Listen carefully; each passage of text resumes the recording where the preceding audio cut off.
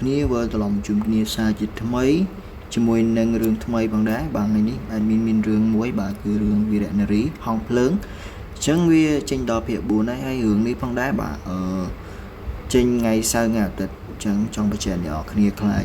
អត់ដឹងទៅរឿងចេញថ្ងៃណាអញ្ចឹងណាអញ្ចឹងសម្រាប់ទៅរឿងហ្នឹងទេហើយ admin មួយរយៈនេះខានចេញវីដេអូយូរដែរ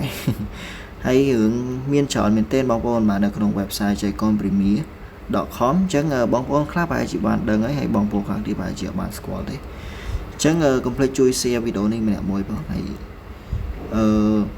សម្រាប់អ្នកថ្មីកុំភ្លេចជួយ like subscribe នៅ channel នេះម្នាក់មួយផងបាទអញ្ចឹងការមើលរឿងអត់បាក់ទេគ្រាន់តែចុចលើរឿងចូលមកកាន់ website ចុចលើរឿងមក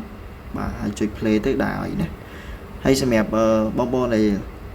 ស្វែងរក link ឥឡូវខ្ញុំនឹងធ្វើការដាក់ link direct ទៅកាន់ website តែម្ដងដាក់នៅក្នុង comment